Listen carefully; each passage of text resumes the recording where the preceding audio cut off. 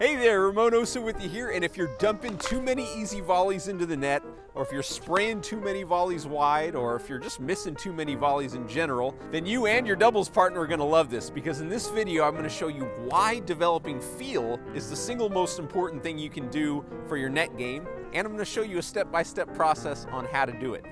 Let's get started.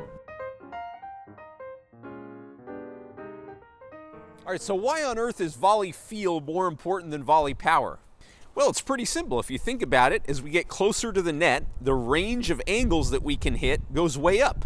It's just physics. And as we create sharper and sharper angles, it becomes way harder for our opponent to run down the ball, even if you're playing Speedy Gonzalez. But it's really hard to learn how to hit those sharp angles with any amount of consistency if we're thinking about punching the volley or if we're thinking about power. Because what tends to happen is we say punch, what do?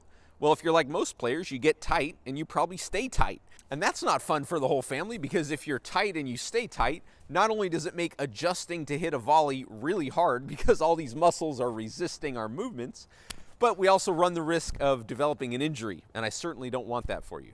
Not to mention the fact that as we get closer to our opponent, all things being equal, the speed of the ball goes up because it doesn't have time to slow down, which means our opponent is going to supply a lot of the power for us. So a great place to start is taking that supplied power, harnessing it, and redirecting it.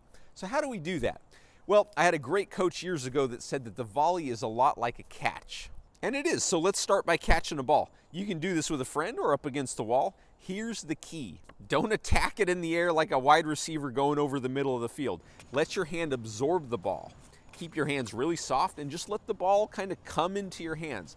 This will give you the feeling you're after when we go and start hitting the volleys. Now the next step in this little mini progression is a feeling exercise. And no, we're not going to sit around a campfire and talk about our feelings. What I want you to do is imagine the collision that's happening with the ball and the racket. There's really two main ways it can go.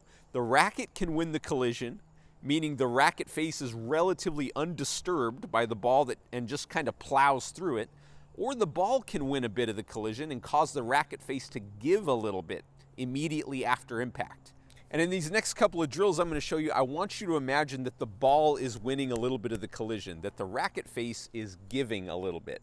And we can feel that by holding a ball in one hand, racket in the other, and letting the ball strike the racket face and just allow the racket to give the way it wants to. And get a feeling for this. You're going to want to be pretty loose here. Hold on firmly enough so the racket doesn't fly out of your hand, but pretty loose. Now the next step is you want to go hit some volleys with that same amount of looseness.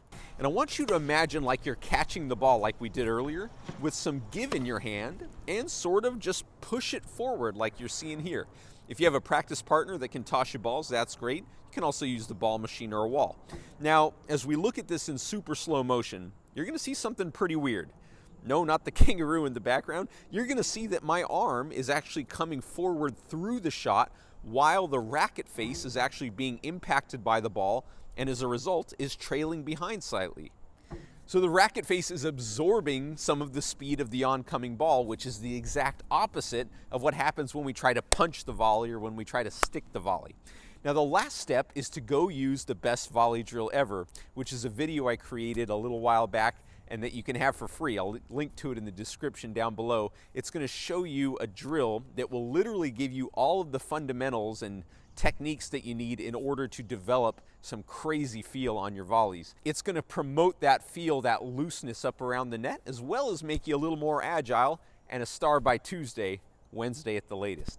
Thanks so much for watching this video. I had a great time making it for you, as did the killer kangaroo. If you found it helpful, do me a favor and click the like button down below and let me know in the comments what videos would you like me to make for you. I'll do my best to cover those in the days and weeks ahead. Thanks again for watching. Don't forget to subscribe and hit the bell notifications so you get alerts as soon as a new video comes out. All right, see you soon.